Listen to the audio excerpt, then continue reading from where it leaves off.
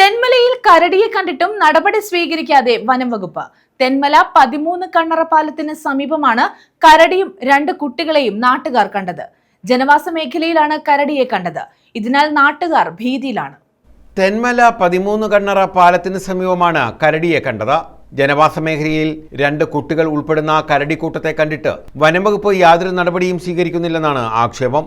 നിരവധി വിനോദസഞ്ചാരികൾ 13 കണ്ണറ പാലം കാണാനായി എത്തുന്നുണ്ട്. കരടികൾ സഞ്ചാരികളുടെ അടുത്തേക്ക് പാഞ്ഞെടുത്തതായും പറയുന്നു.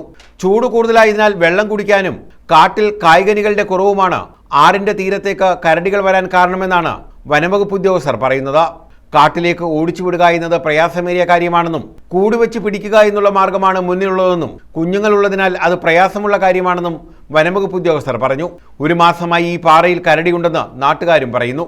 കരടിയുടെ ആക്രമണം പുലിയുടെ 10 മടങ്ങ് ശക്തിയുള്ളതിനാൽ കരടിയെ ഉൾവനത്തിലേക്ക് അയക്കാൻ അടിയന്തര നടപടി വേണമെന്നാണ് നാട്ടുകാരുടെ ആവശ്യം. ഈ കരടിയും കുഞ്ഞും ഏതാണ്ട് 1 മാസത്തോളം കാലമായി തെന്മല MSL ഭാഗത്ത് വളരെ ആശങ്ക ഉണ്ടായിക്കൊണ്ടിരിക്കുകയാണ്.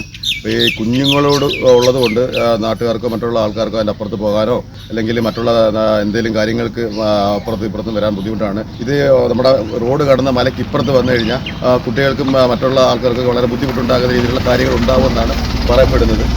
അപ്പോൾ അതുകൊണ്ട് ഇതിനുള്ള ഒരു നടപടി ഫോറസ്റ്റുകാരോ മറ്റുള്ള നാട്ടുകാരോ ചെയ്യണമെന്നാണ് അപ്പോൾ നമുക്ക് ഇതിനെക്കുറിച്ച് പറയാനുള്ളത്. News bureau, Thenmala.